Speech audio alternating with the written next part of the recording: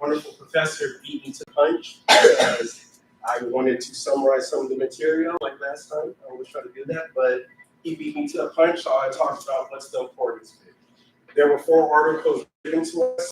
In the 4 articles, they discussed or previewed those in TNT positions, for the way were in the top Nelson 500 companies. They were there. They covered people in transit specialist positions, such as a bus driver. They also went over individuals in county jobs, which sounds kind of cool because that's something I want to do, but that gets to me first. So the next thing that they covered, which is really important because I thought this, well, this is unique. We need this because we're right now, Professor Iverson's doing a consulting project that kind of goes over some of these key important findings that I thought were important. The findings were KSAs. It also went over how to organize your KSAs. Not only once you got your KSAs organized, but what to do with your KSAs by creating a task assignment. And once you create your task assignment, that is when you organize your task assignment. So from there, you create this magical two-word phrase, job description. We all know what those are, right? Yes? No? Makes sense? Okay. This is what I didn't even get to go to the presentation thing. Okay, go. I just jumped straight into this and was all prepared and ready to go, and then it got you. Might not participate. Enable editing. Oh, I can't even see the number. Also on the side. I was supposed to start with the job already.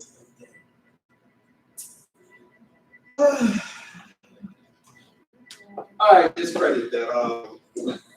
I'm gonna have to roll with it, but if this thing don't get it, I'm just gonna have to go. Thank you. You might be able to tab into it. Tab key and highlight that button. Yeah, everybody, come on.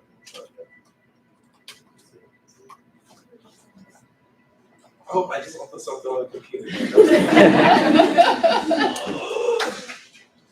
Excuse me, Professor Fuller, you might come over and help me work this thing because I'm not gonna take that. I'll step inside.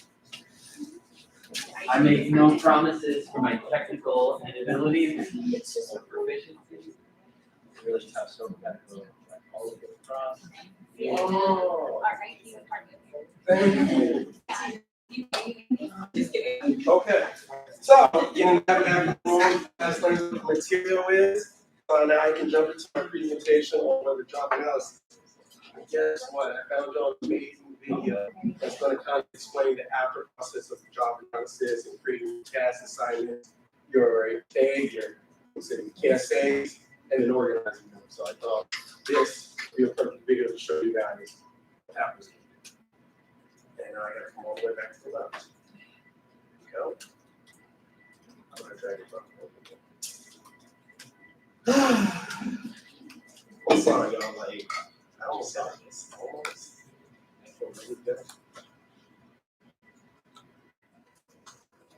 There we go. There we go.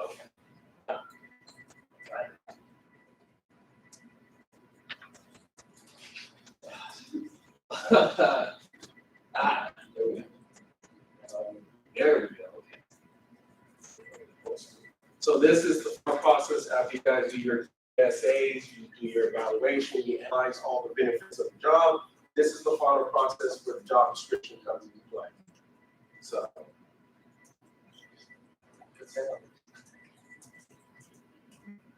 Wow, everything's just falling apart. I can't ready to go.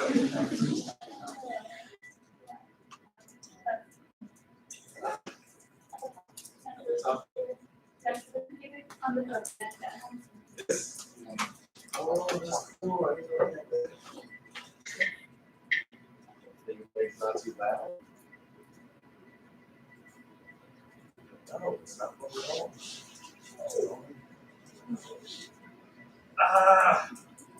It's okay.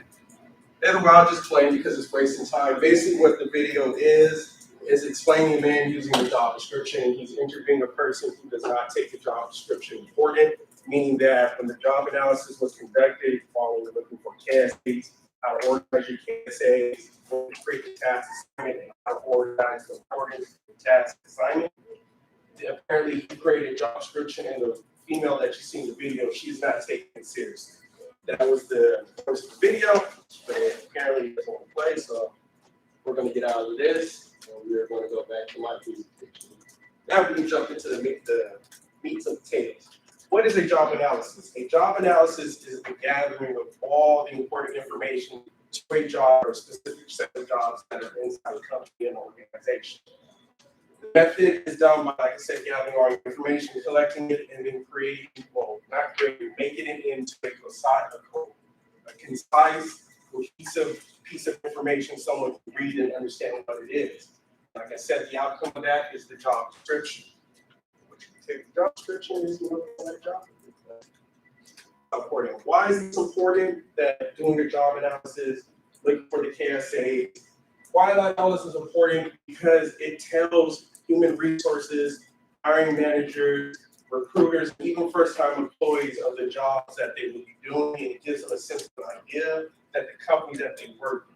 So that's why it's important to those two factors. But it's more importantly important to human resources, because human resources will better understand the individual that they're hiring for. If they tell me we need a person to be adept in Microsoft Office and Excel and all stuff related to Microsoft, you have to know that. Right? You have to. So human resources is looking for the best person to fit. So that's why it's important. The last thing I was going to show you guys was a video with a better explanation, just in case if I missed something, but unable, the videos are not going to play, but it was a better explanation of the video explaining how a job analysis is, what you use it for, and how it fits the whole entire idea of like a job description. So is there any questions I can answer that anybody has? The title of that last video, so we can look up there. What is a job analysis? It's usually the first thing off YouTube. That's it for everybody. That was my presentation. I'm sorry it was a little choppy, but I didn't expect the PowerPoint to trip out of it. So I'm going to take a look. Wait, stay up there. All right. Feedback. Yes, James. Outside of the fact that a lot of the stuff didn't work, I thought it was really good. Like the stuff you have in it was informative. Like I got a lot out of it. So good job. Thank you. Just like a quick thing, there is a way for you to insert just the video, so you don't have to drag and drop. So you can just click insert from YouTube, and you could play the video directly on PowerPoint, so you don't have to play around with it. Where are you going? I saw another warm up. Yes. I think in terms of the last video, it would be great to hear so much more information about the last slide, just in case like this happens, if you're not able to play it, at least we know, okay, what was going to be involved in the video. Okay, thank you. Yes. I think you showed one of the things in the question. Nothing went right, like you did the smile professional. Thank you. Yes, ma'am. Kind of echoing what Cindy said, I thought it was pretty admirable in how you kind of just rolled with it, despite everything failing pretty much. You kind of just thought of a way to explain or summarize the video, and you weren't really bothered by it. I was pretty impressed. Great job. Oh, y'all so sweet. Thank you. Wait, before I go down, what do you think, Professor? Oh, I appreciate you asking. I think you could be a really good presenter.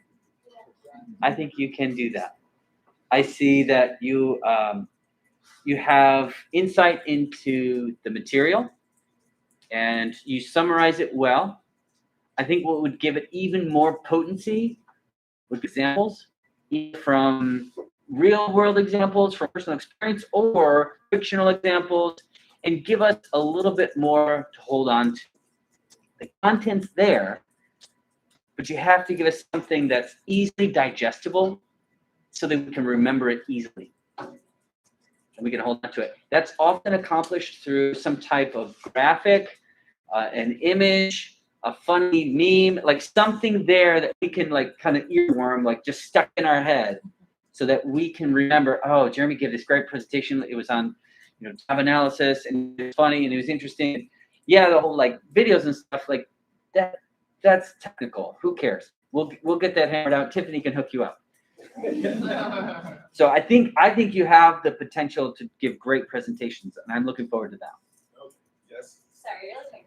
I noticed that you actually took note on last week's presentations where you included questions in your presentation, which helped you just grasp, okay, what's this slide going to be about?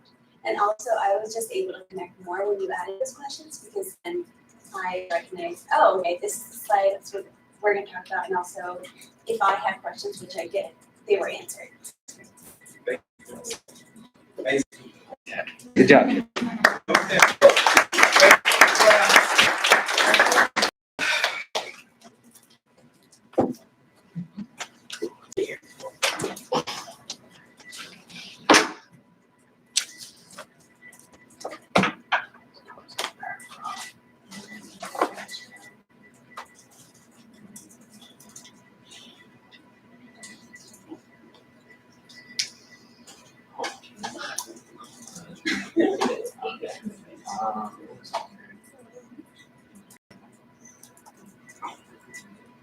Okay, so I didn't stick strictly to the material we talked about. The book, I expanded on that and I brought it into my real world experience. So I work in human resources at Norm Reeves, the car dealership company. So I will start with a brief literature review. So we had some great articles, I thought. John and Harrison's study on female executives and companies and the benefits of rooms was very insightful. Schmidt and Oster's study on selection tests and behavioral consistency was really interesting to me. And then the other two, I'm just not gonna summarize them. You know what they were great. But what I'm gonna focus on is Ryan and Tipton's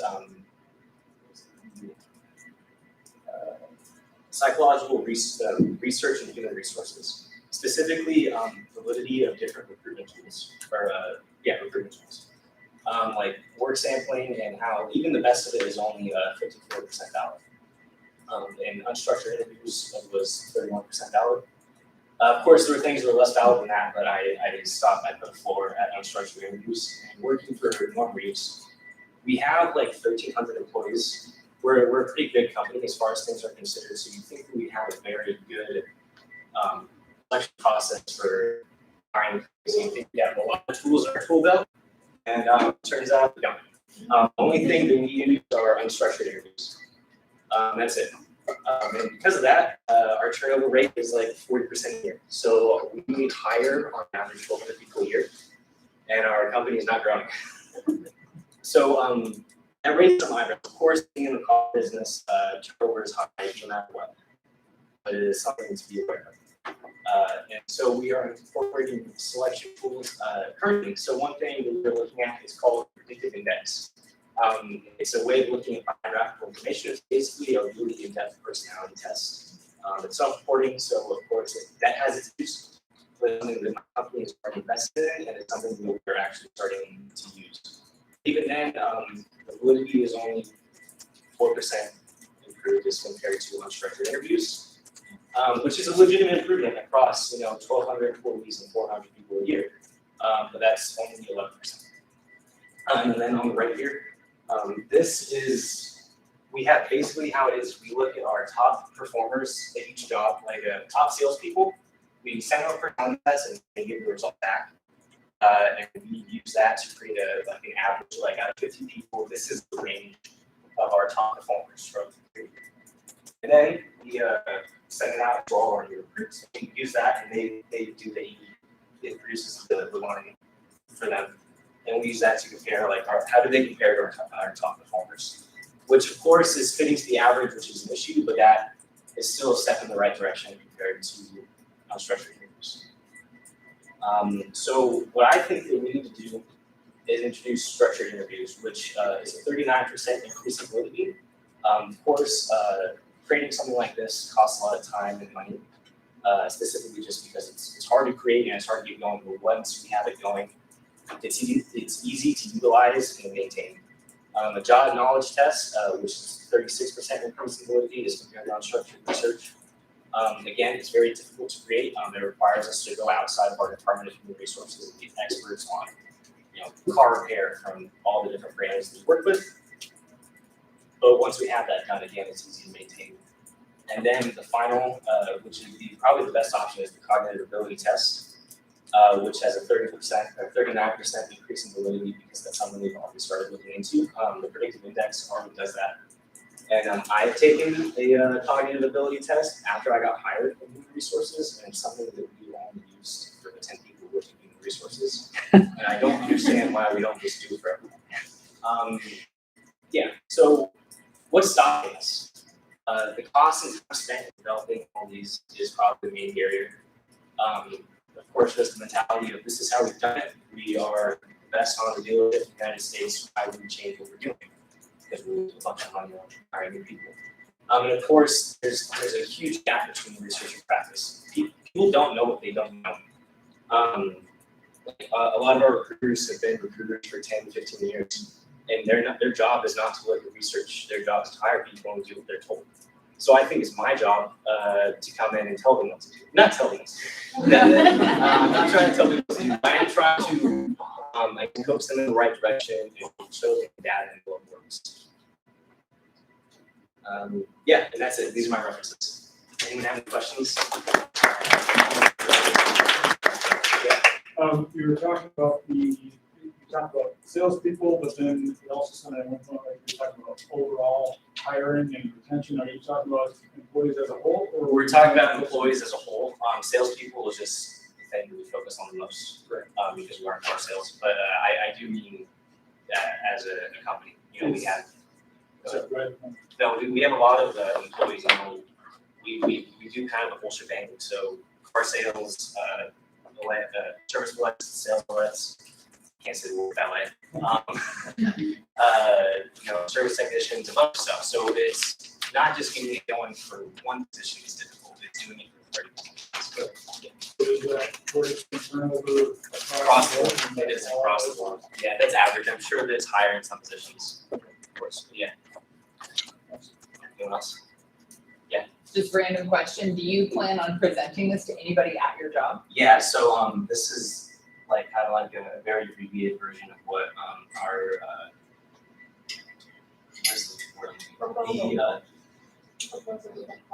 our consulting project is going to be. Okay, Yeah. that's fantastic, yeah, I was like, oh wow, this really ties into like the consulting project and you can actually do this at your job, so yeah, I was just curious, so that's great, that's Thank you. awesome. Yeah. You were really good start. Feedback. It's terrible. I'm sure they'll love it. One question about your last reference there. Yeah. Names are all caps. Oh, they are. Thank you. Appreciate that. Yeah. Dr. Floyd. It was really nice. I liked it. I thought it was very, it was well thought out, right? And it has an actionable aspect to it. You went beyond what was given to you in terms of the readings. I appreciate that. So I liked all those elements. What did you not like? Well, I'm thinking about it. If I was an organization, specifically this organization, I might get a little bit lost by all of the different, the volume of information that you're giving and the density of it in a relatively short amount of time. You might want to slow it down and spell out some of these things. And remember your audience. You really have to know your audience. For this audience, this was great. I thought it was very well done for this audience. For your organization, what matters to them and the decision makers there is often the bottom line. That you're going to get their attention if you say, nationally, it costs $10,000 to hire someone in our industry. For every new hire, that's $10,000 gone.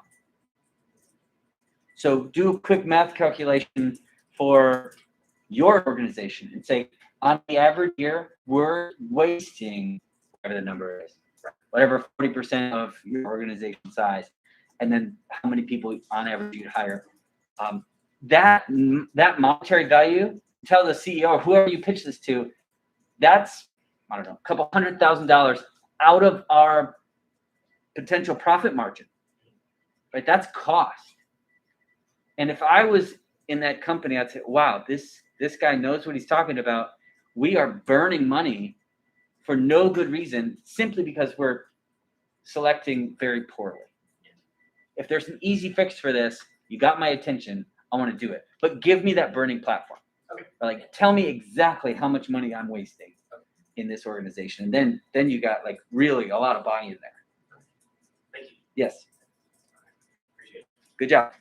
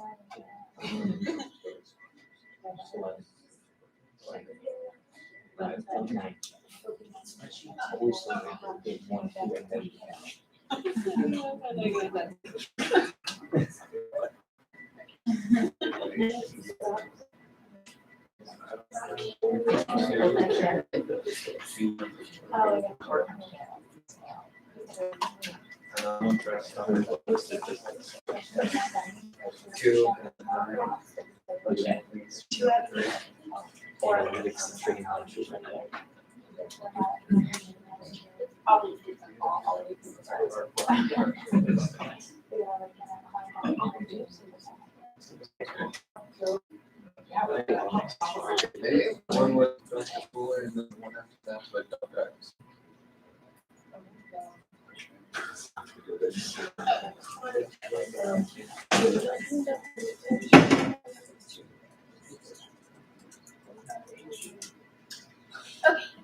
When you're doing my little evaluation, I'm gonna be Rebecca with the CCA. So, I'm Rebecca, and this is, I'm gonna talk to you about job. So when I was an undergraduate, I took Dr. Iverson's IO psychology class, and I did a consulting project. And so at the very end, I did my consulting project on the Starbucks hiring process. It was actually where I was working at the time. It was a little less formal than what we're doing now. I didn't actually have to get involved with the company very much. I just kind of asked my manager, okay, tell me about your hiring process. And she said there was an overwhelming number of applicants. She would log on Monday, and she would only be able to look at the applicants from Saturday, Friday, Sunday, and she would miss the month before that. So she wasn't getting the best of the best because she was only looking at the last couple days. And the other problem is I asked her oh, okay, and how do you interview them? Well, I just come up with questions, basically what we learned not to. So these were the problems I wanted to solve. So before I could come up with my selection instrument, I had to do some job analysis. So a couple things you can do is see if the job requires any skills or if there's any requirements. Requirements being okay, is there a certain amount of time that they have to be? Any experience. Do they have to have worked in that industry for a couple of years? Maybe do they have to have any skills? We talked about PowerPoint, Excel, or Word. And then if they know absolutely nothing about the job, then maybe they can come in, observe, interview, and maybe give people some questionnaires to get more involved and to see what this person does, or what are some characteristics of a person that works there. But of course, for me, I already worked there, so I kind of just skipped this step. So what I chose was conscientiousness. I wanted to see if there was a link between personality and job success. And when I did a lot of research about this, the highest predictor based off of personality was conscientiousness. It was the biggest predictor out of the big five. So I went with this because I really liked the things that went with it. I wanted the person to be well organized, to be hardworking, thorough, goal-oriented, seem like really good qualities for someone else to be working with, especially when it's crazy and you want someone to stay on their task and you want someone to be good at things like cleaning and being detail oriented. So I chose the behavioral indicators of conscientiousness as my method of evaluation. It was already on PsychTest, so I could just pull some questions from that. Like the questions, how often do you fulfill an obligation? Do you like, or how often do you in tertiary areas? And how often do you buy things on a whim? These would show, these would pull from the person, like, are you a conscientious person? Do your behaviors indicate that you're gonna score high in this area? And I want to implement this into the hiring portal so that when my manager logged on, assessing the people from the past couple days, she got to see from the last like 20 days who scored the highest based off of conscientiousness. It would pull the best candidates forward so that she could look at that and see, okay, these are the people that I should be looking at their resumes and their experience. But we learned this week, and I learned in my research this week, that conscientiousness is actually relatively low on the scale for validity. We had a lot of better options that I could have done to make this project a lot better for Starbucks. So instead, I could have done probability tests. I could have given them an intelligence test instead of conscientiousness. That would raise validity a lot compared to conscientiousness down here is 0.31. So that was the first option. When they log onto the job portal, instead of giving them a conscientiousness test, give them an intelligence test, and it would pull the best candidates forward and have a higher validity. And then instead of that, also to raise the validity instead of conscientiousness, I could have done a structured interview and it probably would have been a lot better. That had a much higher score. And the last one is a work sample. We learned that was the best one overall, and I could have done that. So it looks a little different in coffee as opposed to if you talked about a work sample in like an office job, you're like, oh, send me one of your reports, send me a paper you've done. But here I thought of the idea like, if we have people submit that they've worked in coffee before, they've worked in some sort of coffee shop, they come in, she pulls the best people from that category of people, and before they even do an interview, she has them go over to our espresso machine and they make a latte. They brew coffee, they do something like that. That would have the highest validity compared to any of the other ones. So in summation, before you do a selection instrument, you're going to want to do some job analysis. That could be observing, interviewing, or giving questionnaires to the people that work there to find the best characteristics of the people that you want to hire. And then the best selection methods that we found was the cognitive ability test or the intelligence test, structured interviews, and then work samples. Those were the best ones, and the ones with like the highest validity. And the thing I learned this week is that you can always grow as a researcher. When I first started reading, I remember the first article I read this week. The thing that stuck out to me was it said intelligence is a higher predictor of job success than conscientiousness. That was like, well, what I was talking about just went out the window. So there's always ways to grow it. Thank you.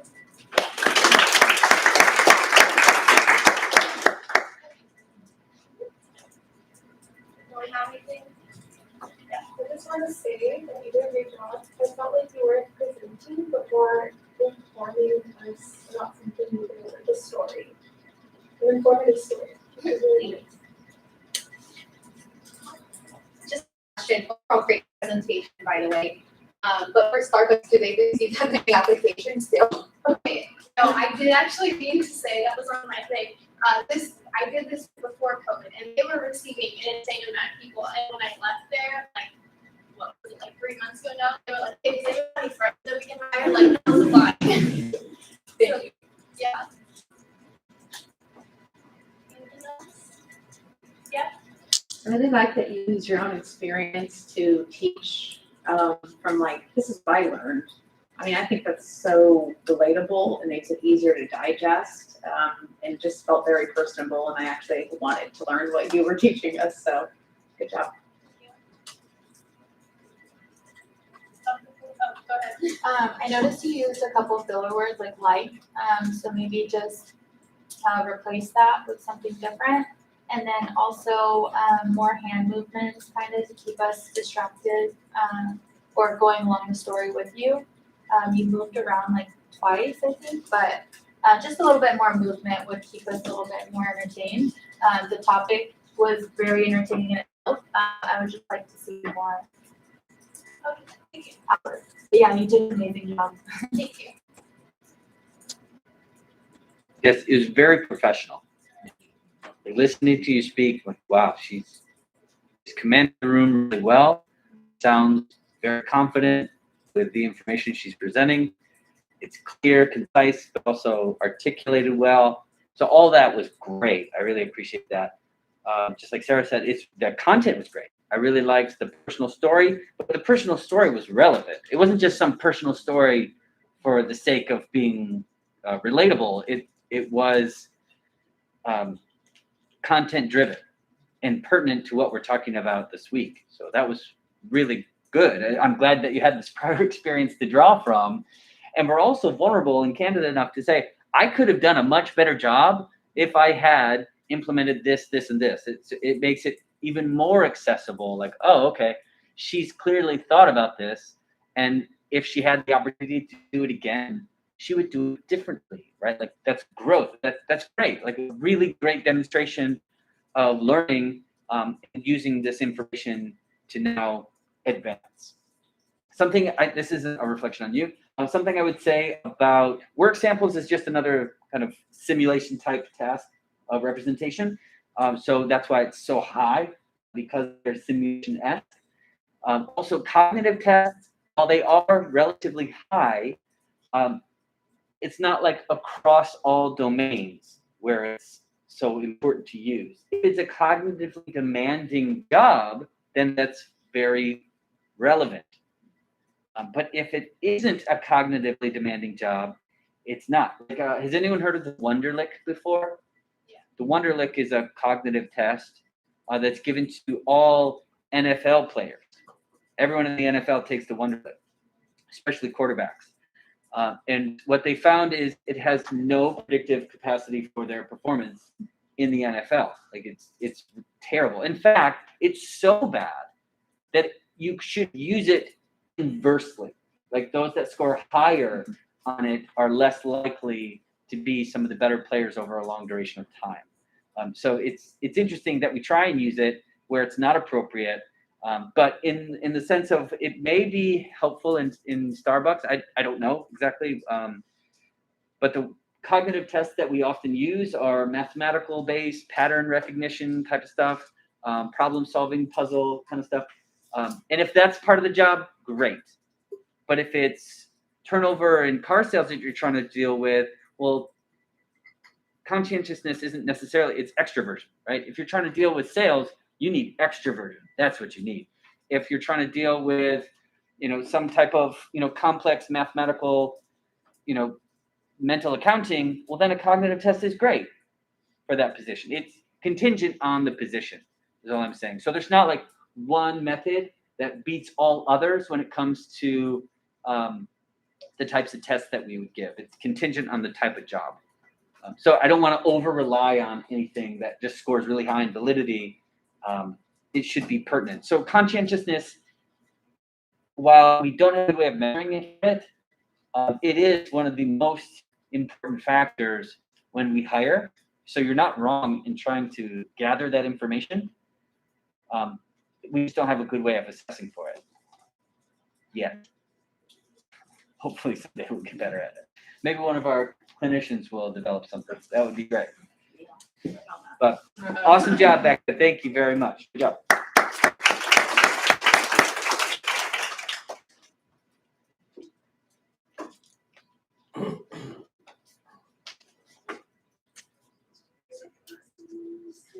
Oh, man.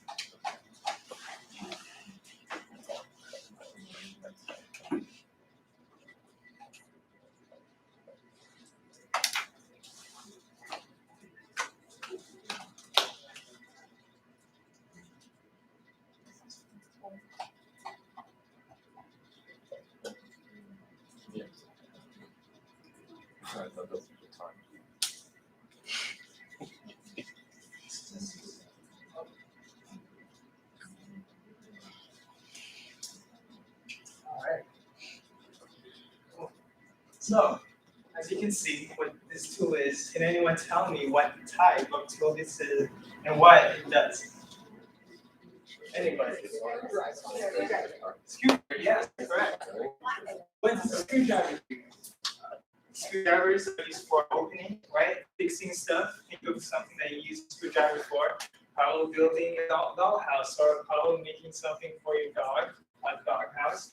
And not only that, screwdrivers actually have different types of tips. You know, we have flatheads, Phillips, we have different shapes or form. I think there are like around 40 or maybe 40 plus types of heads. I didn't even know that when I was looking at what type of screwdrivers are. And so next one, can anyone tell me what this is? Hammer, yes, exactly. What does hammer do? Hammer, of course, easily pounds the nail to an object, making, again, probably building something. But other than that, there's actually the other side of the hammer, which is called a pin or a claw. Right, a pin, the claw are used to remove a nail, something probably that you pound a nail to a wood that isn't supposed to be there. So the purpose of a claw is to take that out or something awful. And then we come to this type of tools, which is, I don't think that's very necessary, right? Building something, I've never seen a tool being used. And then we have tools like this, which is outdated, used for mincing meat. I don't think it's used now. It's like, could be a weapon used for Halloween props. And then we come into this type of tool. I don't know what that is. I don't know why it's made. Exactly. Yeah, exactly. But it's not necessary. That's the thing. But maybe for some people, right? But the point of what I've shown you is that there are different types of tools. There's different types of something, hammer, hammer, nail. But hammer can't do what a screwdriver can. A mince smasher can do what this thing can do, maybe, but not right? One of the things I want us to get out of this is that for us to be consultant or for us to be practitioner, we'll have a lot of things in our toolbox. We have things that we have to focus on. For example, intervention, diversity, inclusion, organizational change, things like data analytics, things that we have yet to uncover. I know in class today we just discovered, not really discovered, but a presenter here said that conscientiousness is not actually the top predictor for success. And those are things that we're still uncovering to this day. Tonight, I want all of us to realize that there is a chance for us to make a change in our own organization. So I want to invite you to envision an optimal organization. If you are in your organization right now, an organization that you want to apply to, think of an optimal way to make change. And before we make that change, you have to realize what are the gaps and the problems with using tools.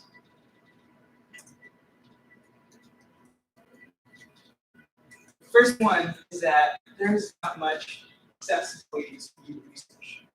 There is not much accessibility to transfer words into something meaningful for practitioner, for HR, top management. There's not much understandability to make that something to be applied in the workforce.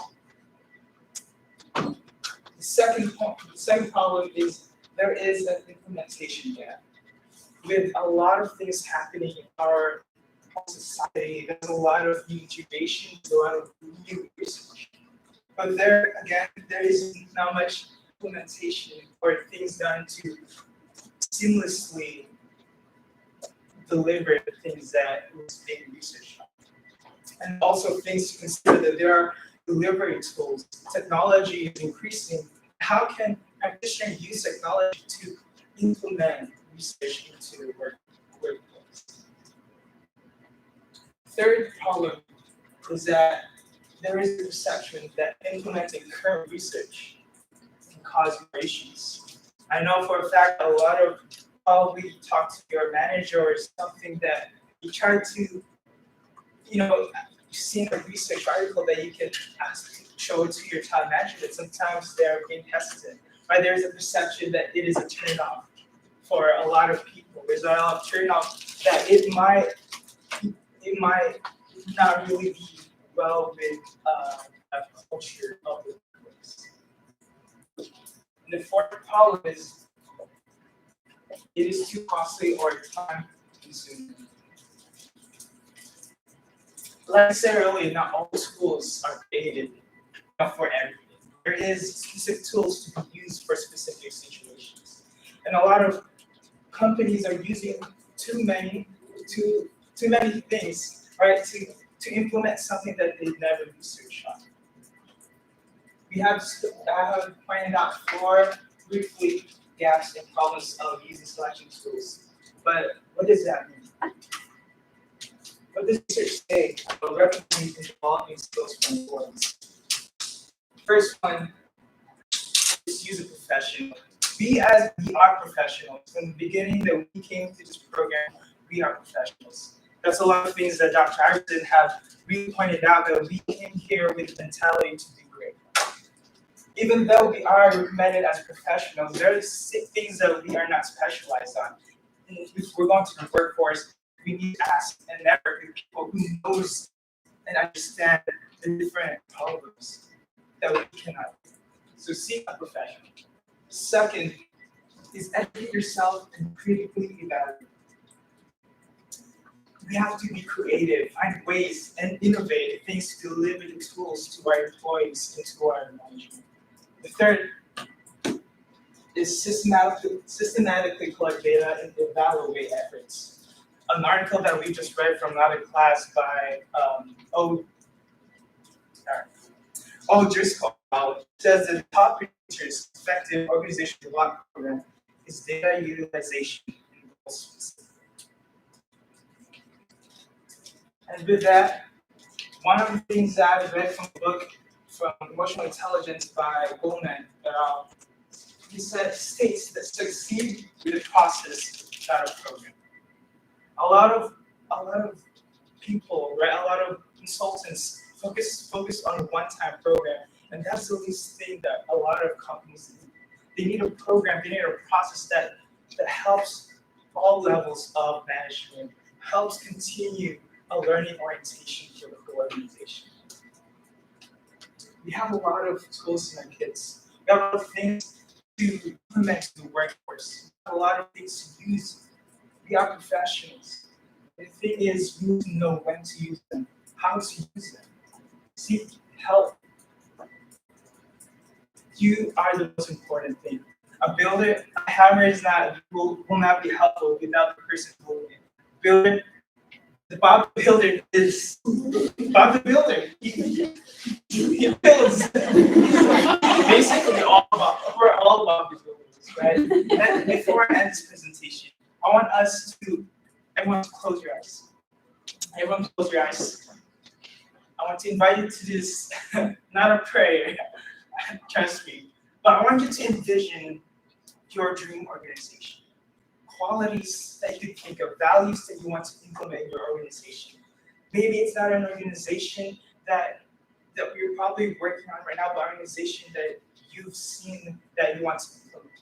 Now open your eyes.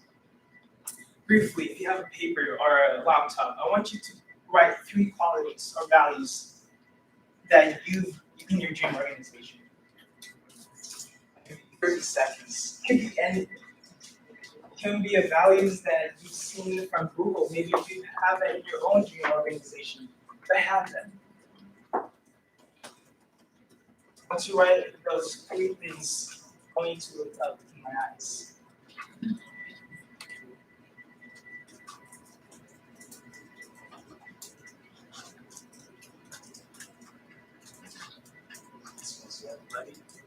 Earlier I said I want to invite you to the vision on optimal organization. And right in front of you is a start. I might challenge you tonight, or challenge you today is step outside the door, step out to the world and make a change. Thank you.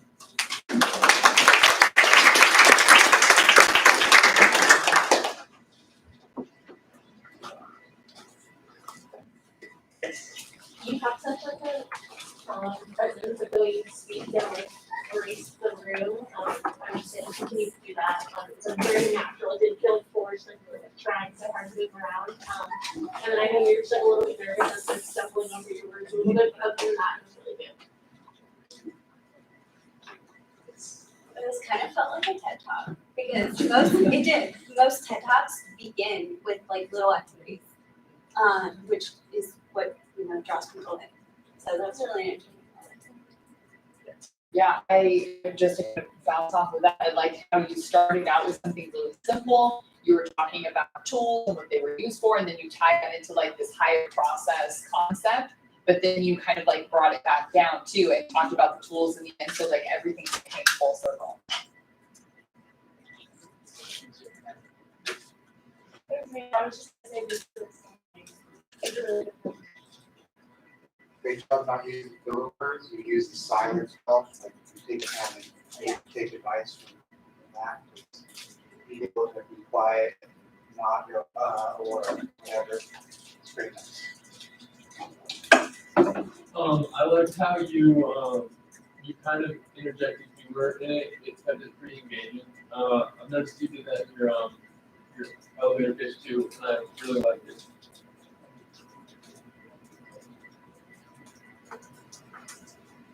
I like that you were not only just having a conversation with us, but kind of wanting to motivate the room. I felt like that was really impactful.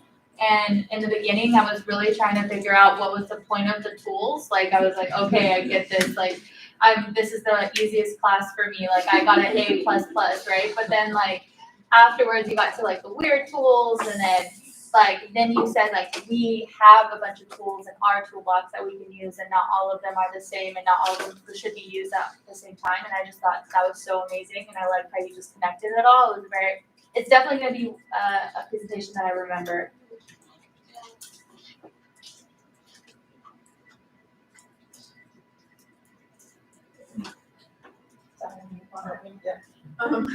I'm basically agreeing with everyone. I love this presentation a lot, especially that, you could use that to be Wolverine or something like that. Oh, yeah. One thing I would say is, it was a little hard at times for me to hear you, and I was like, that's what I don't know about that, but, I can only imagine someone to the back of the room. So maybe just like, project a little bit more, because you're great in everything else, it's a cheat to think someone's missing out on that, so. Also, last thing is, I did notice that the effects of like your points were kind of going off too much. So, just kind of making it very simple and like to the point, because I feel like you had so much to say, but then I would get distracted by the PowerPoint like effects. So maybe just like.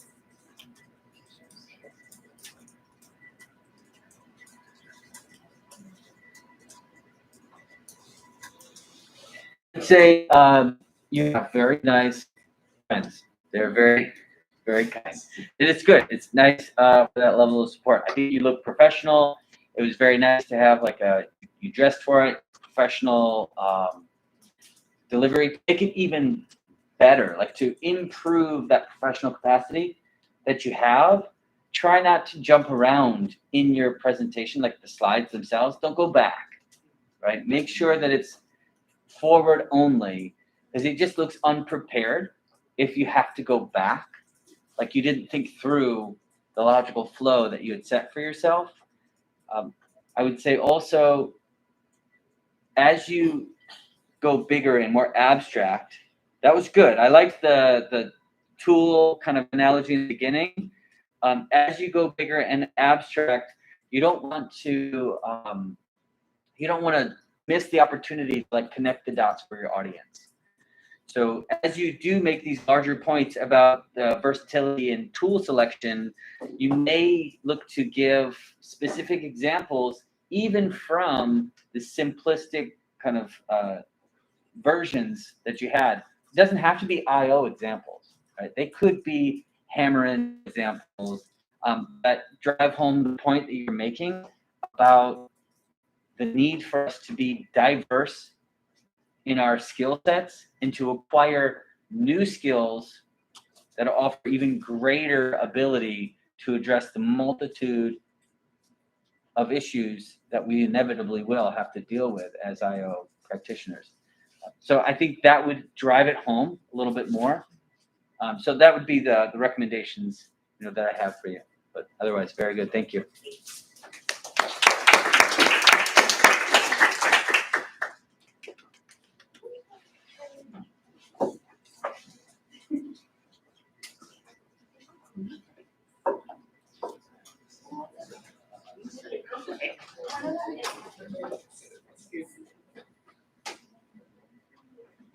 I think there's not a lot of reports that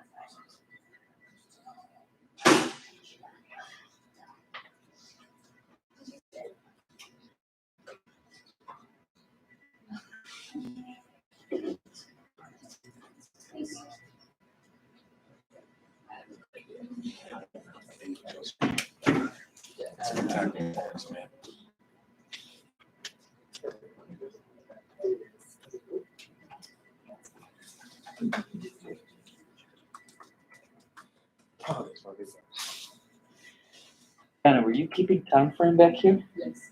Nice work. Yeah, Great. so it was like, can you just let me know in 5 minutes? And I'm like, yeah, I got you. I saw that. I was like, oh, that's a good idea. Teamwork. Yeah.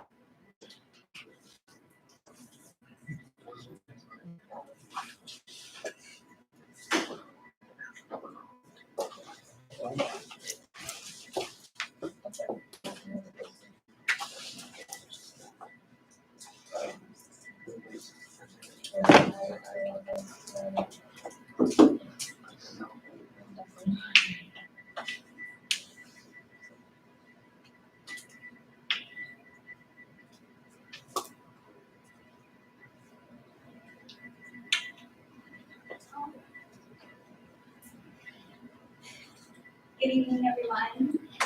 If you don't know who I am Cassandra, and I'm very excited to speak about talent acquisition and leadership roles.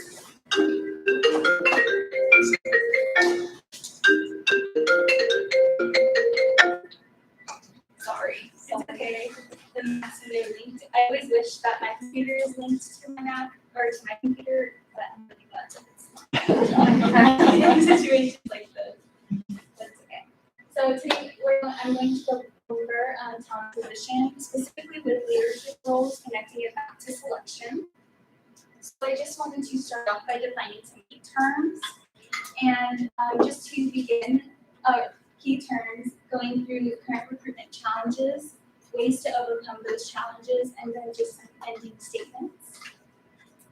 So to begin, we'll define talent acquisition, and this is specific to recruitment, and moving towards the objective of the company to try to find the best person within the form of fit within that role. So utilizing their personal tools within that role to provide a resource to them. The next is selection tools. So this is to utilize the tools in terms of pre-tests, assessments, surveys to predict the outcomes of that employee for future use. And this is also supported by the behavioral consistency theory, where these selection tools will predict the future outcomes of the future candidates or employees that you're looking into, specifically towards leadership roles.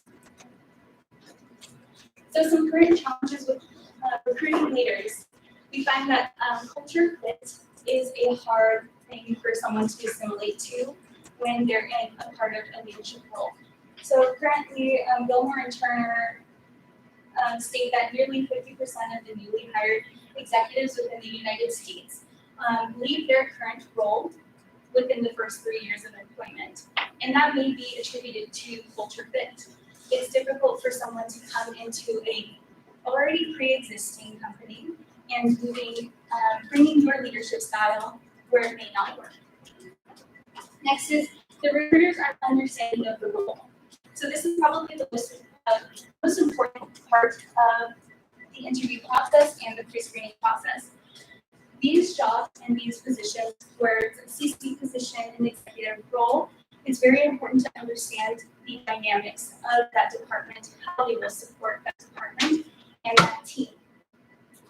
And right now, especially in my current company, there is a lack of selection tools and a high turn rate within executive employees. So without selection tools, you can't find out, you cannot predict how well they will work in this department, specific to IT, engineering, human resources, and such, as well as productive onboarding. So productive onboarding is attributed to bringing in that candidate and making them assimilate as quickly and seamlessly as possible. With executive recruitment or with executives moving into company to company, that transition can take over 3 months.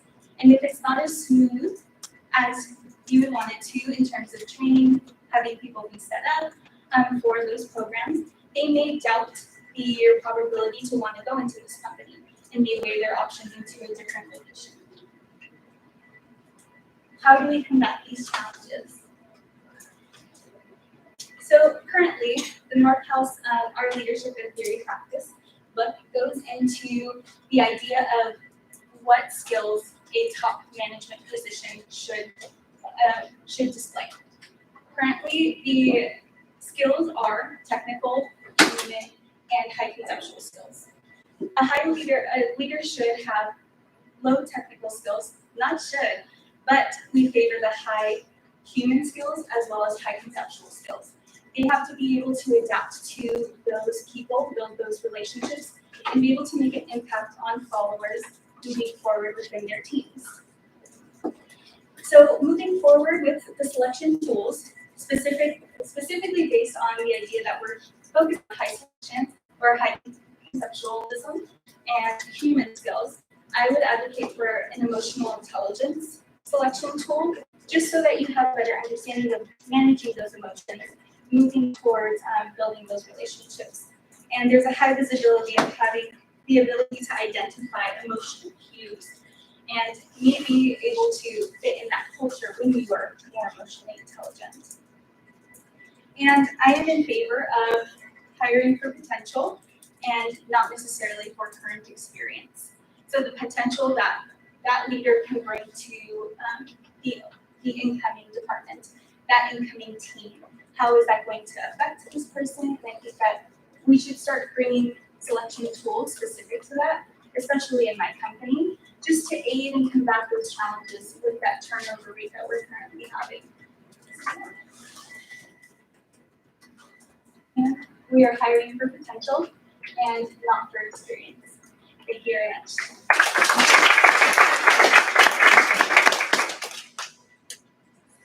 I think you did a really good job.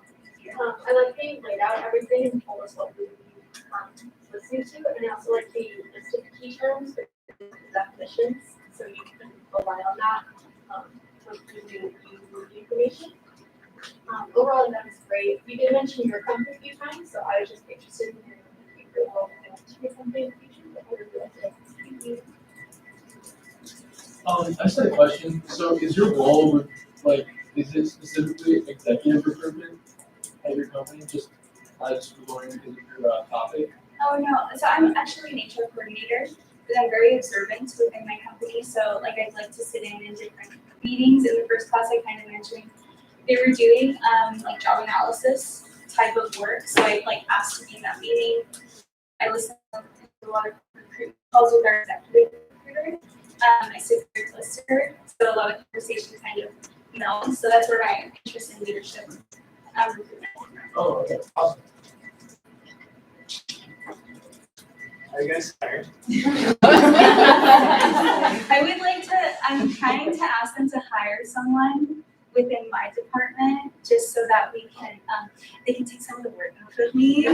But when we are hiring, I'll extend it to everybody. I work in the system at the post office, the healthcare system in as possible. And in that, we have our HR team, but we also have outside HR teams. So we're locally based in this area in Orange County. So whenever there's an opening, I'll let you know and I'll let the recruiter know. Well, I just wanted to also say that I love how even though there's so much context to it, you were able to put it into words, and that is understandable for us. So yeah.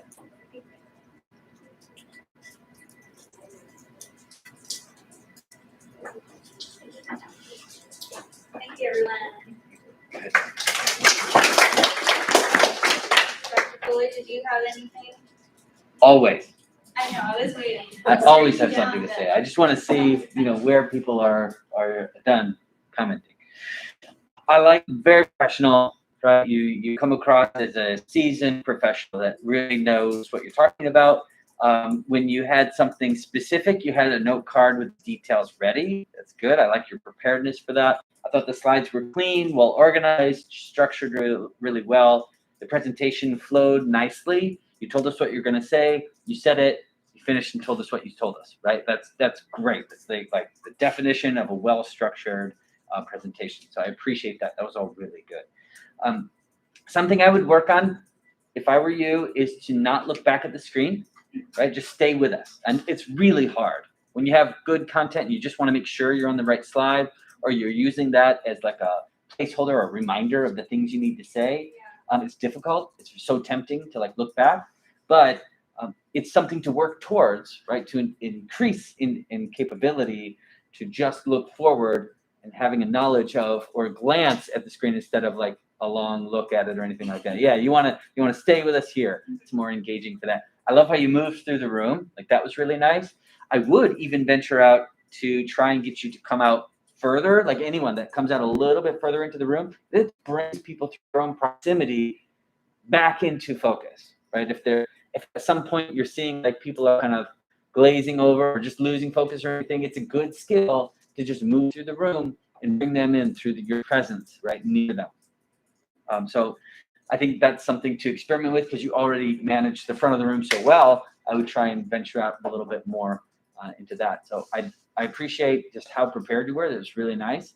And the professionalism was there. It was really good. Nice job. Thank you. Thank you. Yes.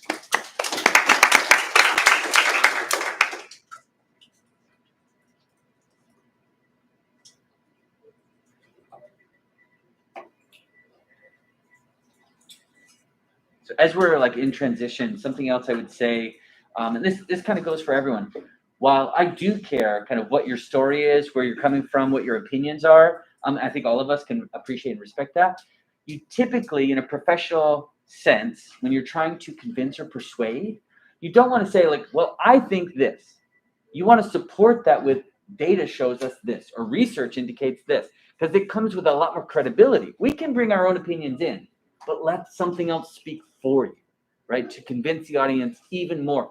If it's somebody that's in a reputable position, some I don't know, premier data scientist or somebody that has some assumed credibility. For some reason, we seem to think celebrities have some credibility. That's why they sponsor or promote products. I don't have Mint Mobile, but man, what's his name? Super handsome. I just want to say, Brian. Yeah, he's great. I'm like, yes, and he's funny. I want Mint Mobile, even though I don't care about it whatsoever. But just the idea of a celebrity endorsement is a big deal. That's just a psychological flaw. But you can use it, right? Use it to your advantage instead of saying, well, I think we should hire for potential, not for experience. That's a somewhat dangerous statement. I understand you think that, but what does the data say? Is that a good idea? It makes me question it. So if don't tell me, I think we should do this. Show us what we should do. Tell us what we should do, not based on opinion. Just as another aside for everybody.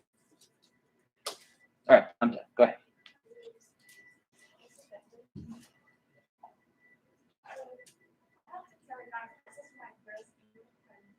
Woohoo! Yeah! What an honor to be an audience member for that. Thank you for sharing.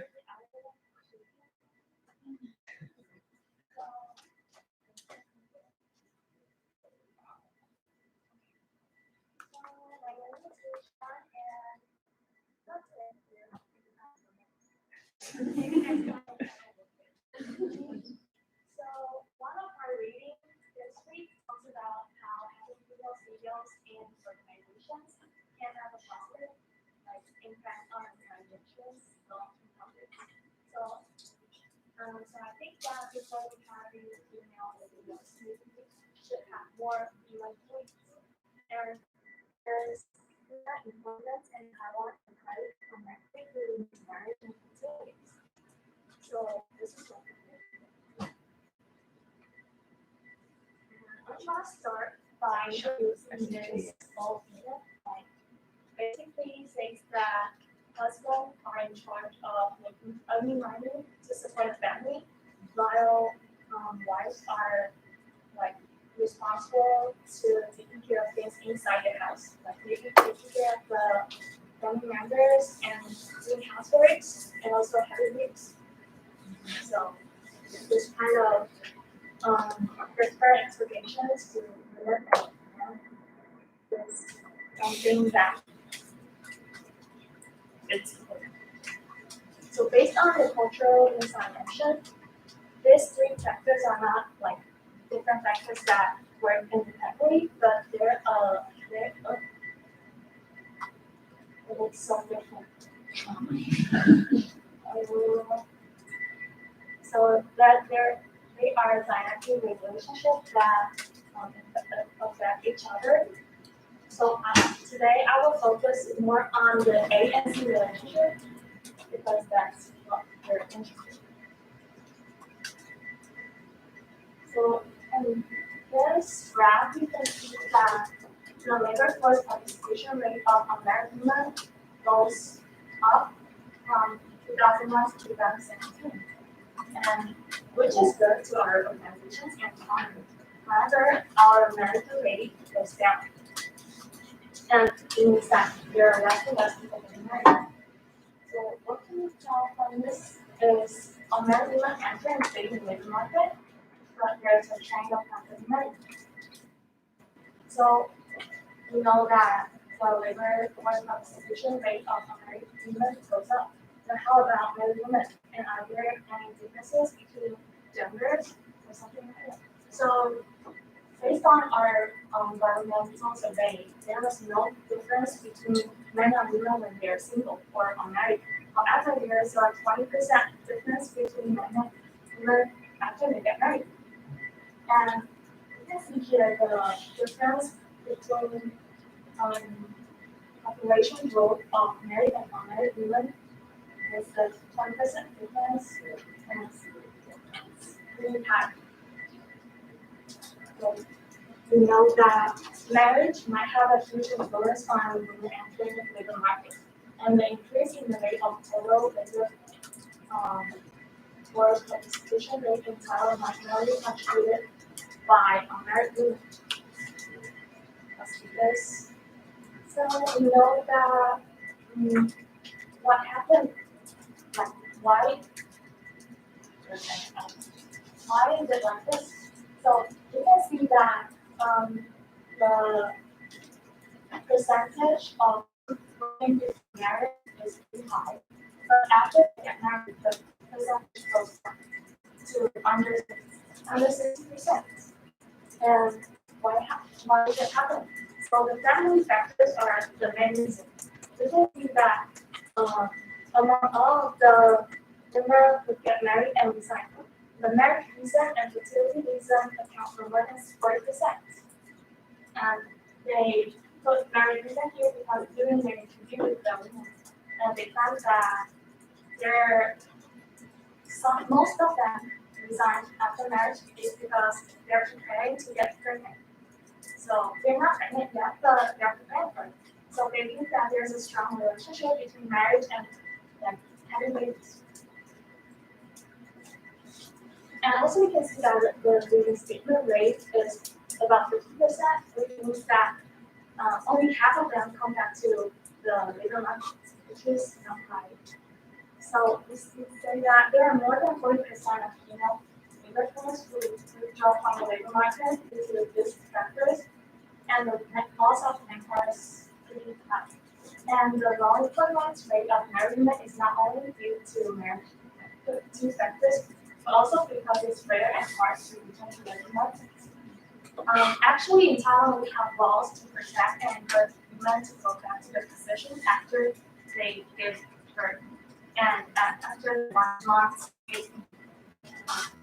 it's something so, yeah. And we also have laws to give like both men and women a parent's leave. But in reality, there are some factors that affect them to use their rights. For example, the foundation and disability and they think about it or do they support it? Something like that.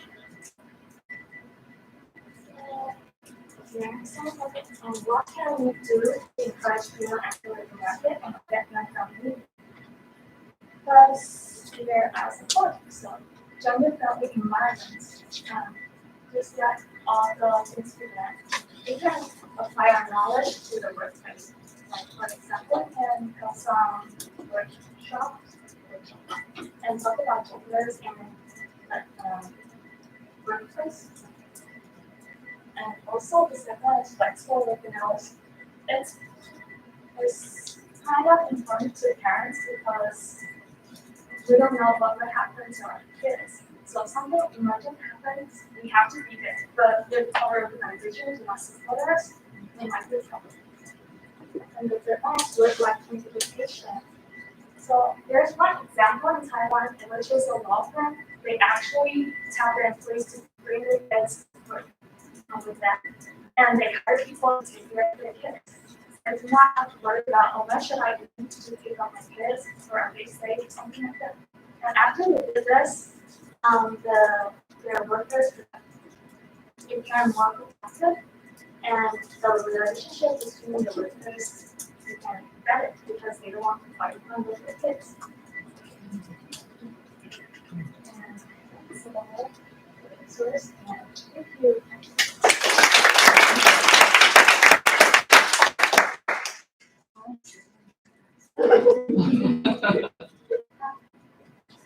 So first of all, if that was your first presentation in English, I could not tell. That was really, really good. One thing I might say is so when the graphic you had wasn't like matching up with what was on screen. So one thing they tell you as like when you're performing as a musician is if you make an error, just keep going because there's odds are people won't even notice. And I honestly didn't even notice that until you brought it up. So I would just say maybe if you didn't mention it, other people would have noticed it. But great job.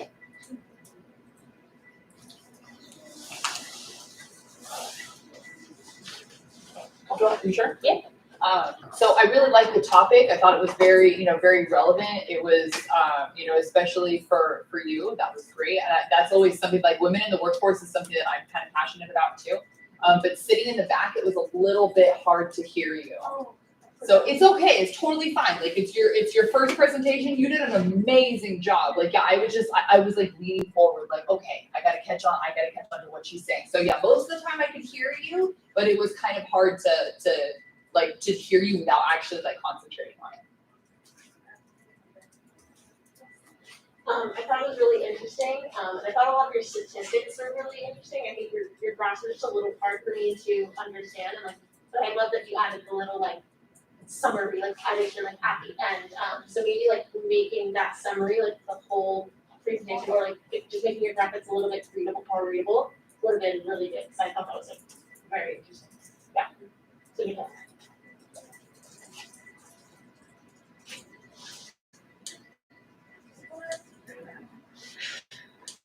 So this presentation, I loved it. I thought it was really good. Even if it's your first presentation or your 10th, very good presentation. I mean, some of the presentation skills or style of things. Yeah, sure. We all have our differences. Hard to hear, but you're also wearing a mask. Like that's, it's hard for anybody to hear. So that's not my biggest concern, right? That's not a huge deal. I think the content, I mean, I was on the edge of my seat too, because I really wanted to know, like, this is really interesting.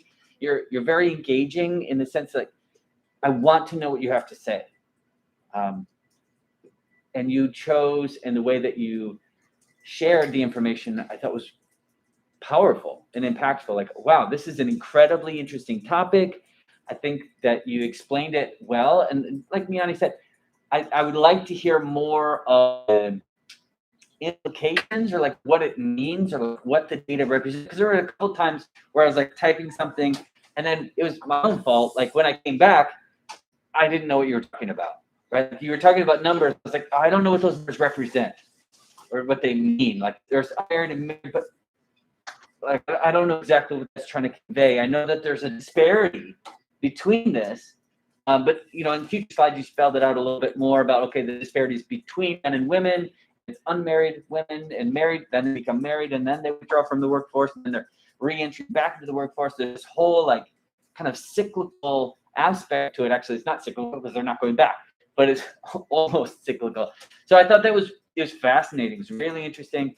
I love how you took the topic of what we're talking about, and then you amplified that with a very specific example with data, and I thought that was incredibly interesting, and I really appreciate that you did that. I can't imagine trying to deliver a presentation in another language, but I didn't even, as soon as you started and after you said that, I didn't think about it again. I don't know about anyone else. I was just like, oh, she's giving a solid presentation. I never would have thought that you hadn't done it before. So really well done. Thank you. Good job.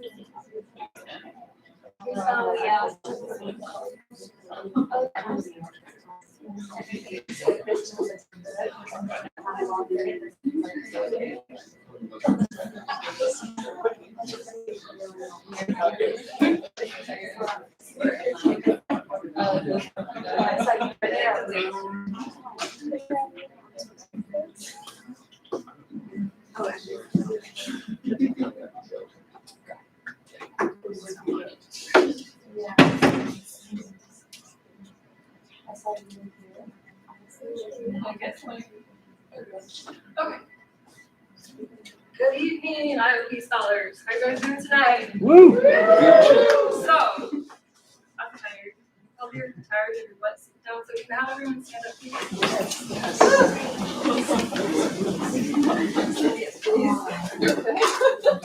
Alright, so my name is Brittany Kumar, and first we're gonna start with a little activity just to stand us up. So when you look at these two pictures,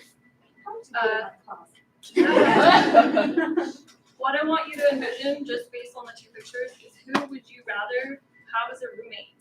So if you would rather be with the lady in pink, go to this side of the room, and you can't ask me any questions about her. You're just gonna make a snap judgment.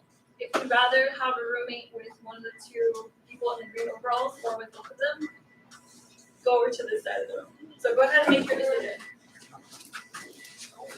So,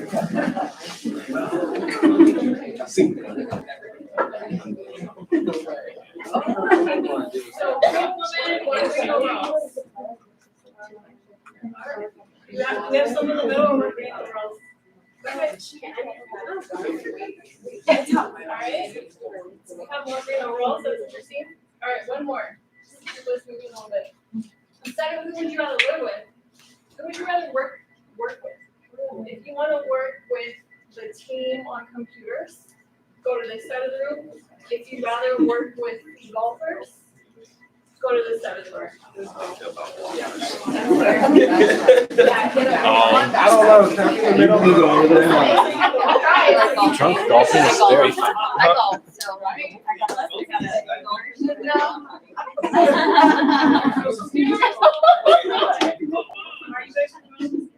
Oh, cool. I want to be in the middle. I'm in the middle. So I would love to ask you guys some follow-up questions to pick your brain about why you each chose those types of rooms. But what I want you to think about throughout the rest of my presentation is on your own. What assumptions were you making in your head? What snap judgments just based on looking on the pictures for why you chose which one? So go ahead and sit down. Thank you for participating. So I want to talk to you a little bit about cognition or cognitive considerations as they may relate to the workplace. So, and it's not just for the workplace, I mean in your everyday interactions with people in life, but also as you go out to the future in terms of your future lives as IOP consultants and practitioners. So the human brain is an amazing organism, maybe one of the 8 of the world, but it has up to a trillion, a billion neurons and up to a trillion different connections that are happening. And so the average adult can read up to 300 words per minute. Auditorily, you can hear and process auditory information up to 450 words per minute. And then verbally, in terms of communicating back to people, that's 180 words per minute.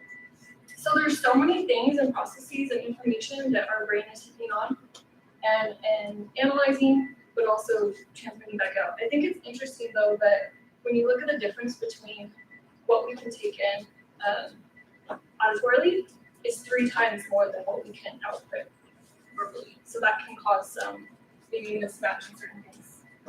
So even though the brain is awesome and it does all these amazing things, there are some limitations. So there's no human that I know of that is omniscient. We can't know all. We're not omnipresent. We can't be everywhere at the same, everywhere at one time. So what does that mean? It means that our knowledge that we have is bounded, usually by time and space and just the information that we have available to us. So therefore, what our brain likes to do is kind of fill in those gaps for us. And so what that can result in is implicit bias. I'm sure you guys all know what bias is. Sometimes, or most of the time, we don't even know we're doing it. We're unconscious of it. And that's probably the dangerous thing. So as a little example of how the brain likes to fill in gaps for us, you take 10 seconds to just read the white text and see what you notice as you're going through that white text.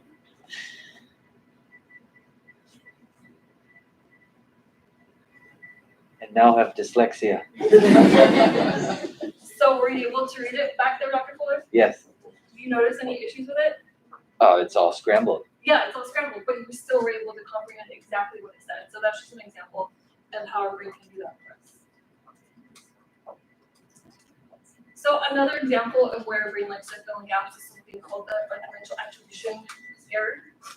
Usually this is when we're thinking about or judging other people based on their behavior that they're learning and making assumptions based on their behavior, but maybe not looking at the whole context of the environmental situation. So, for example, in a workplace, maybe you have a colleague named Joe that is always late to whatever meeting. And then in your head, you're thinking, man, Joe is like lazy, or she doesn't understand European time standards. Whatever you say to yourself. But at the same time, you usually overjudge other people, because if you're late to the same meeting the next week, you're probably not tracking yourself in your head, right? So this is something that we're all unfortunately guilty of doing in different situations. And at the end of the day, it just means that, and actually science has proven that we are inherently flawed at processing information. We're imperfect.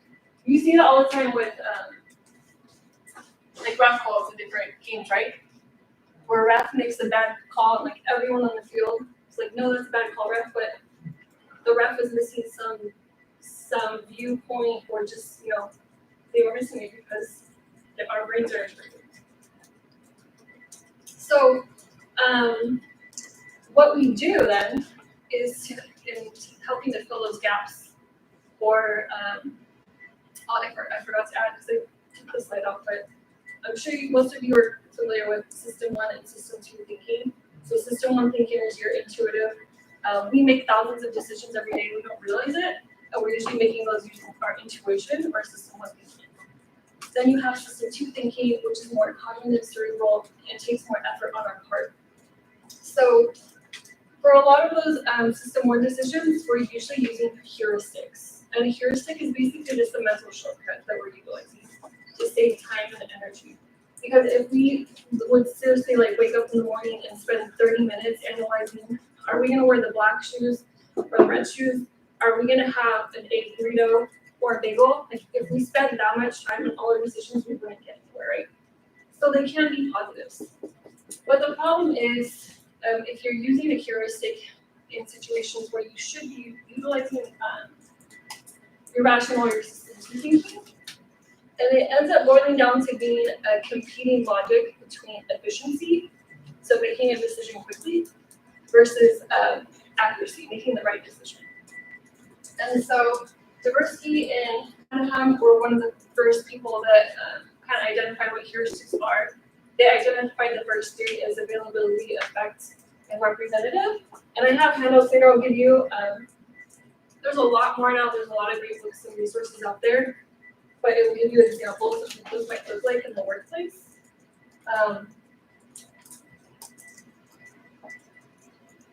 Also, Dr. Nutt, he got a little nutty. He did a 20-year study. That's our time to do study. He analyzed over 200 decisions. And what he found from that work was over half of organizational decisions fail. And some of the reasons they fail is because of our over-reliance on things like the availability heuristic and the representative heuristic. So there are detailed examples I'm going to give you, but for example, that can be like in a performance evaluation, if you're going to evaluate an employee.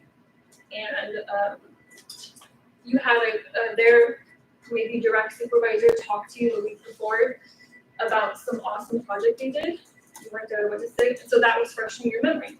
So when you go down to actually do their formal evaluation on paper and meet with them, you may give them a going or a higher rating because you're just going off of the information you had from the prior week, instead of maybe actually being more methodical and looking at their whole year in review of what they were doing.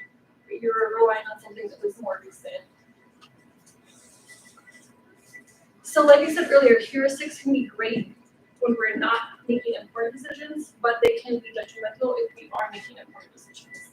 So that can be things in the workplace. So if you're making hiring decisions, are you hiring the person who puts that they like golf on their resume because you're an avid golfer, is that gonna create discrimination at the end of the day? So you need to be careful because utilizing heuristics can lead to discrimination, bias, hiring, you're doing evaluations, you're thinking about an organization has to downsize, and you have to decide who you're gonna let go. Are you gonna let go your best friend who also likes golf, or are you gonna actually let go the person who's the lowest performer? So just being cognizant that these exist. And some strategies would be, number one, identify situations or decisions that you should not be relying on heuristics, but also identify what are the ones you most commonly fall back on.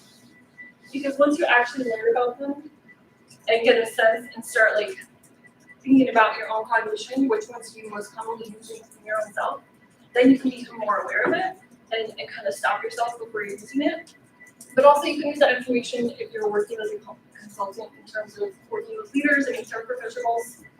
Like these are some common things to think that when you're using them and you make this decision, kind of dig deeper. Like why did you hire Joe over Samantha? Explain why to see and uncover if there's any heuristics that do. Some resources. There was a lot of awesome books and articles on this. This is very small. So that's it.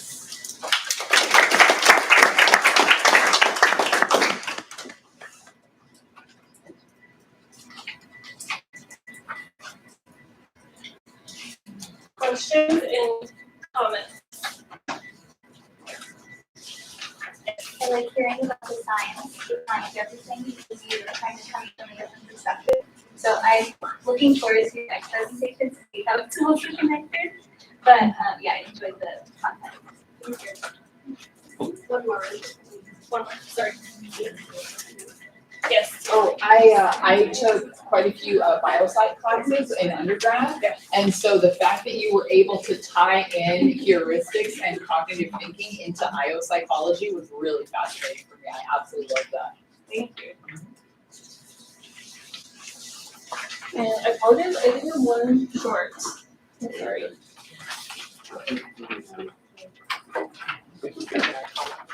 Either comment? Yeah. Yeah, no. So I like how you had a lot of examples regarding that there's so much concepts that you mentioned, but you were able to add examples verbally, so that really helped grasp what you're trying to talk about. So. I think you speak really professionally and hold yourself well in front of the audience. And I love this of like going into details. So that the presentation wasn't like too hefty. You really pointed out the important stuff. It was appreciated. Thank you. I do like the activities in the beginning. Was there a reason why you did the paper out at the end and not at the beginning? Yes. So you were listening to me. Because if I give it to the beginning, you guys would probably start reading that and then probably wouldn't have heard what I said. Yeah. But that was me making an assumption. Not your, just kidding.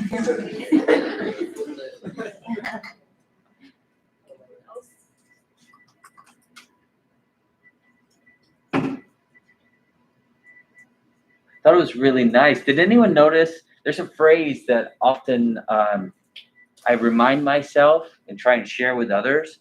There's no nervous in service. That sounds kind of corny, and it's silly. But if you consider yourself serving your audience, like you're giving them something, you're instilling something you've learned, you're just trying to help them. That's what I thought in this presentation. It was great because you're really confident, you know what you're talking about, but at the end, like there's a handout full of tons of resources. Even you're talking about the resources, you're saying like, here's a lot of great information for you. Like this is a gift, right? This is something I'm giving to you. And I feel like that's really helpful when you're trying to, this is not for you, but for anyone, if you're trying to like reduce your own anxiety, the focus moves from everyone's watching me to no. I'm focused on them, right? Not their attention on me, but I'm focused on the audience and what I can do for them, like how I can serve, how I can inform, and give them resources and insights and more tools at their disposal. So it writes a shift. It takes the focus off yourself and puts it on what you can do for your audience. And I think that's wonderfully demonstrated here by Brittany. She did an amazing job of bringing, like Tiana said, a lot of biopsych and social psych. A lot of things we cover. I teach social psych as well. And a lot of things I cover there were here, like fundamental attribution error and heuristics and like all that. It's actually what I lectured on this week, all week in undergrad. So it was great. I mean, do you want to come to undergrad and speak to them? It was really nice. And the whole time I'm waiting, like, when is this going to connect to IO? Because I know what you're talking about and it's all great, but that's all social psych stuff. That's just general, like, human behavior. What's the common denominator in any of those human beings? Right, yeah. Exactly. No, you did it so well. Like with the Nutty, was it Nutty? Is his last name? Nut? Yeah. He really is a doctor, so you can't find Dr. Nutty. There we go. So that was really good. That was the tie, right? That was it. Like you brought it all together right there and said, here's why I said all that stuff about attributions and got you up and moving around the room about your snap judgments and because it ties it connects to how we are selecting, who we are keeping on our workforce and who we're letting go. Like there's an amazing amount of bias right in that. And I think you illustrated that really nicely. So I appreciate it. Thank you very much for a great presentation. Good job. Yes, great presentation.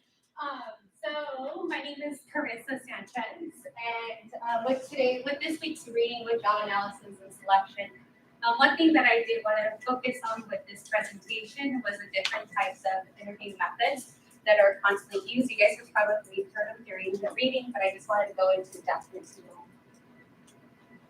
So the different types of interview methods, there's multiple types of interview methods, but I do want to focus on 3 different types. So the qualitative interviews and the quantitative types of interviews. The structured interview is considered as a quantitative type of interview, and the semi-structured and unstructured is considered as a qualitative interview. But just to give a brief definition between each type of interview, the structured interview is very guided. So you have a list of questions, and those are the only questions that you guys will be asked during the interview.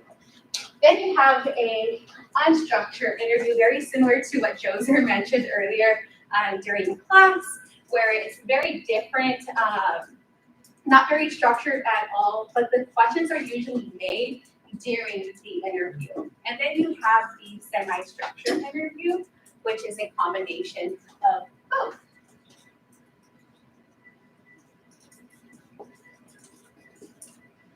So some of the pros and cons to the 3 different types of interviews. Some of the advantages and disadvantages to structured interview. One, it is easily prepared with other candidates. It's less a biased opinion with the people that are in the interview, and it's very controlled by the interview firm. They ask the questions and then they interview. However, there is a little flexibility with this type of interview, and then we have the unstructured interview where it is very flexible. However, it can be extremely time consuming because in depth with the question and how the interview wants to answer it. And then we have a semi-structured interview, which allows more flexibility with the interview. And I'm going to give you guys an example of a semi-structured interview later on during the presentation. However, some relevant data may not be gathered during this interview. So, I want to ask everyone a question. What do you guys think the most common qualitative interview is? What do you guys think? There's a keyword in there, so. Unstructured. Okay, Why do you think unstructured? Probably just because of what you said, how it's more time consuming to, like, in preparation, so it's harder to create questions. Okay. Any other examples? Yes. I also think unstructured because I think that kind of like what we've been talking about a lot is that people have bias and they don't necessarily know how to make an interview rather than taking the time to research how it's done or hire someone to help them to make those structured interviews. They're just gonna go with those gut instincts. You guys did some great examples, and thank you for that. According to Mueller, actually the most common interview for qualitative is actually semi-structured.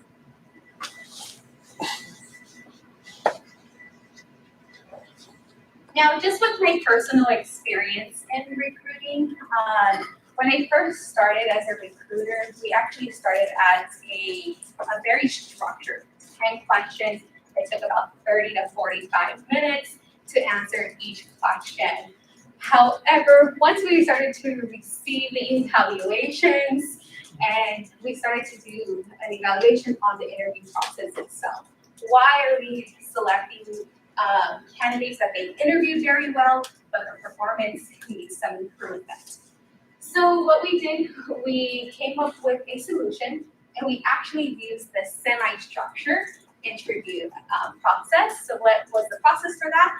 We asked us a few questions based off of if they qualified for a position.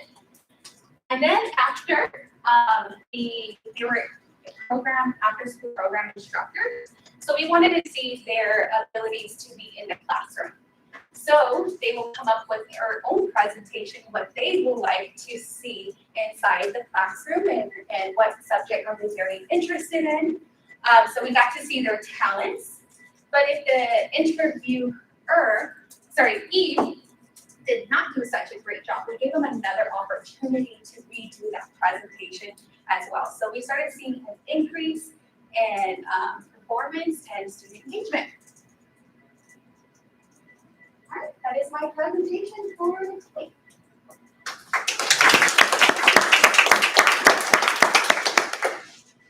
I was sweating. I was not expecting that. Yes.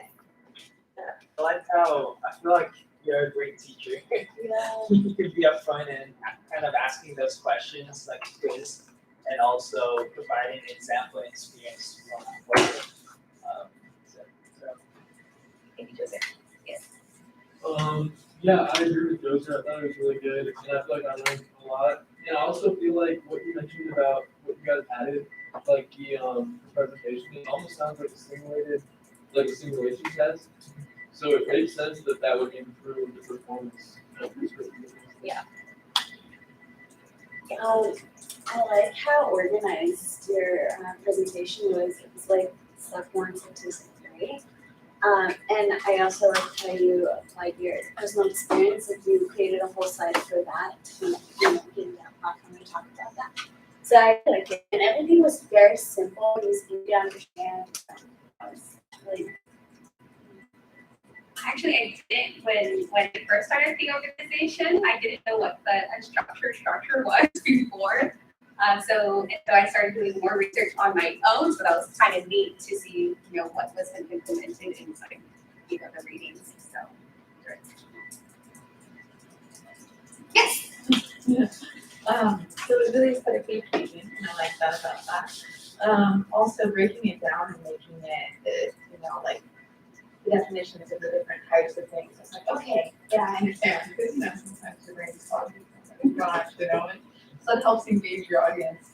I will say, always because of nervous and time limits, we kind of fast through some of the information. Okay, like I was with you, I was like, oh, I'm not and you're on to the next thing. So I was like, okay, well.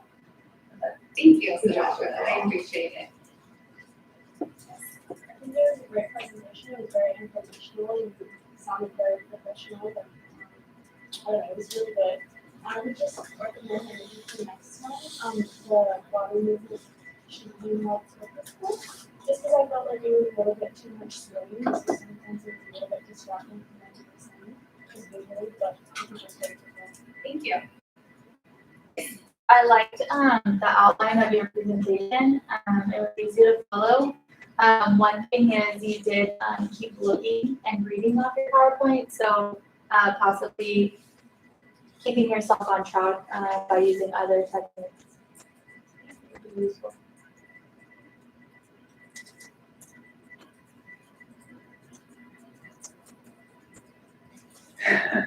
Just looking around. Good. I liked that you had, I really appreciate that you put in the pros and cons for like structured, unstructured, semi-structured. Because I think I'm tempted of this and guilty of this as well, to just write something off as a bad practice, right? When it's not empirically supported. Not to say that it doesn't have a place, right? That you can never use it. So I think an unstructured interview, yeah, you probably shouldn't use it, but there is a qualitative, component potentially there. I think it's so contingent on the interviewer, though. That's what makes it so hard. So if you have a person that's trained and phenomenal at doing interviews, and it can do an unstructured interview well, great. But generally speaking, that's really hard to do. So I appreciate that you said, like, here's like the realistic evaluation of all these different types, and every different version has a redeeming quality, right? It has something that it offers, or else we wouldn't do it. Yeah. Right? If it was that bad, if it never served any purpose whatsoever, then it would have kind of faded to non-existence. But it does have something, even if it's small. It has something there. So I appreciate that, because it reminds us that there's more than one story here. There's more than like one only way, or like some methodologies, have some aspects you may be able to use. So I appreciate that. I like everyone else said, I like the aesthetics. You did a great job. Appreciate moving around the room. Your volume was really good. I could hear you easily. I could see the screen most of the time pretty easily. There are a couple slides where I'm in the back. I think I'm getting older. I need to go get an eye exam or something. So it was a little bit hard for me to see a couple things, but most of the slides I could see well enough. I'm not kidding. I really think I need an eye exam. But I appreciate it. I think you did a great job. I look forward to your next presentation as well. Thank you. Good job.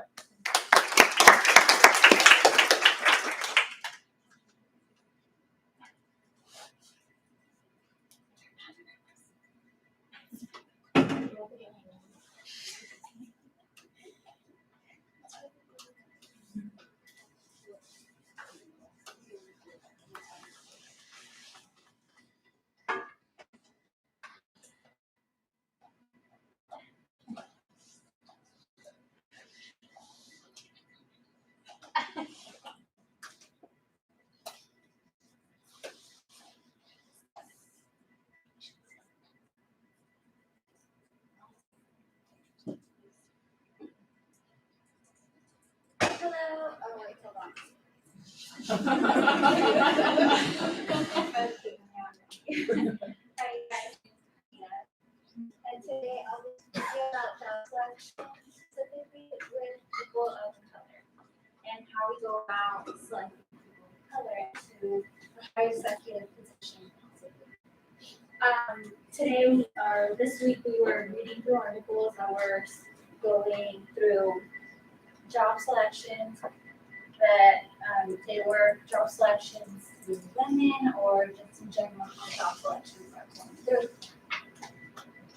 And I came across with Valiant Corp, who has like 3 decades of consulting experience, and through their experience, the author or the consultant realized there's 5 things that those who are going through job selection should take into consideration on how to select a candidate. And the first one was Rubik's score. So Rubik's score is great. You should take into consideration just for this being given.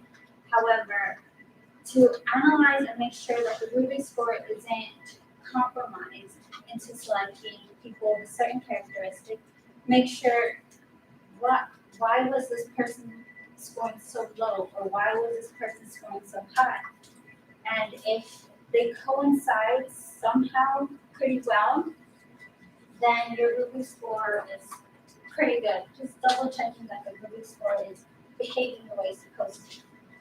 Now, professionalism, gravitas sometimes just when you interview someone, they may be very conservative, reserved, and you may not see them as focused, wanting to have the position. So you won't see them as professional or as agreeable as you would like. Now, likability isn't everything. And likability point at Valiant Court makes sure because it can be a trump. You find this person off who you like rather than seeking their traits that could potentially lead them to being a good leader. Rather than seeing them as a good leader, you're seeing them as a friend. You're not going to marry this person, so don't try to like them.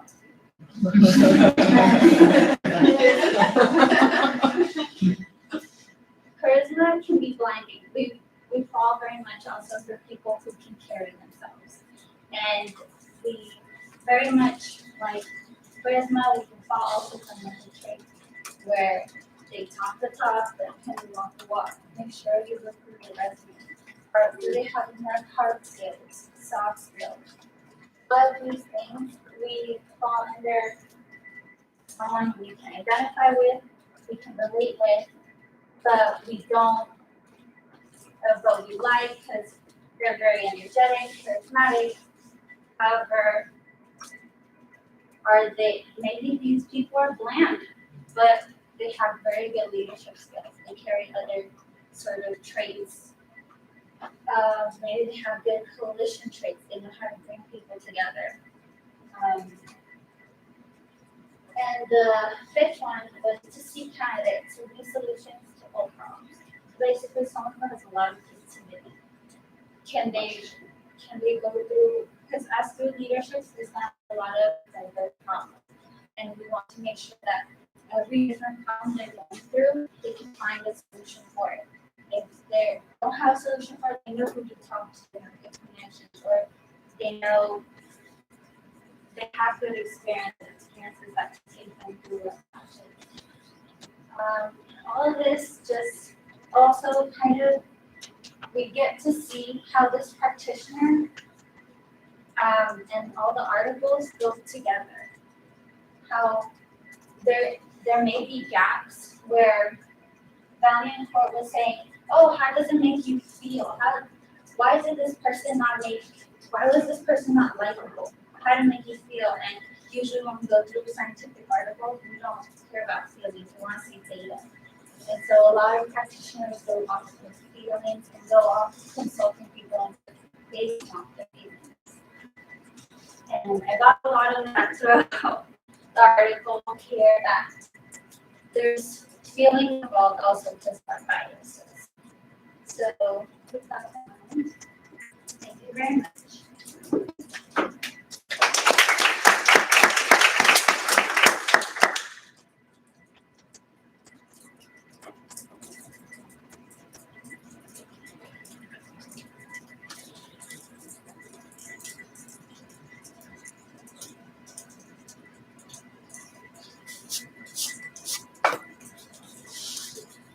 I thought you did a really good job of connecting this to something that you're passionate about. I thought the research that you had was really interesting and it tied in well with our reading. I would say that the presentation was a little bit hard to read. There's kind of a lot everywhere, so maybe, I don't know, maybe give a slide for each one of the 5 steps might be a little bit easier to digest for the audience. Yes, I think that's enough to really tell you guys an example of her point, because that just gave me a understanding of what you were talking about. But other than that, I think it was really interesting to tell you and read race involved, and how that can, or that topic within like a workspace. I would have enjoyed it if you, so much more if you didn't look back so many times. I also noticed that you did look up while you were speaking at times, which kind of disconnects me from the audience. But other than that, I really enjoyed this. It's interesting.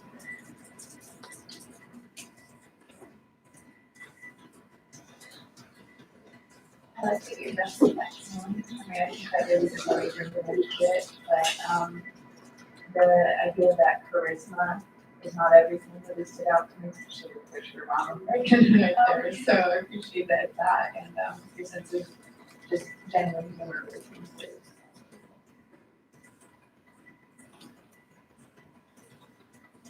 I really liked your topic and how you explained everything and all the examples you put in. But sitting on that one slide for so long, like I couldn't help myself. I read through the whole slide within I think the first 2 minutes of it being up there. And then I caught myself like being all the way near the bottom when you were still like talking up there. So like maybe chunking it out so somebody that's impatient like me doesn't read the whole thing.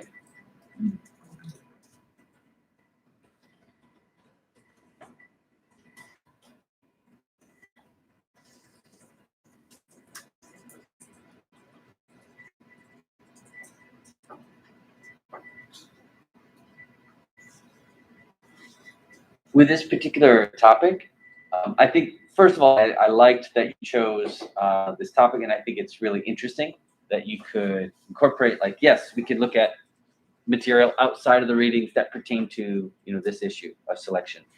So I liked that, and I appreciate that you looked for additional sources there. Something I think that might have been useful or impactful, kind of jarring to us, which is typically a good thing, would be to use like simple examples that make us choose, kind of like Brittany did, but make it racial, right? Where we have to make a choice between two equally qualified candidates and then justify that choice so that we're confronted with our own biases in this moment, like right now, right? That's pretty hard hitting, right? If you say like, okay, you don't want to like throw anyone under the bus and say, hey, why did you choose this candidate, you potentially bigoted racist person? But just to have us like mentally question ourselves. Or like, okay, what is your rationale? Is it possible that it was easier and more comfortable for you to hire this particular candidate because they're like you, right? Because they're the same ethnicity or background or economic status as you?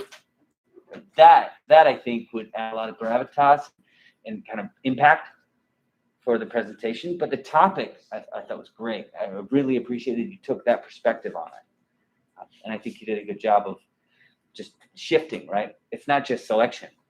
It's not just gender. We got a lot more work to do in a lot of different domains here. And I really do appreciate that. Thank you very much.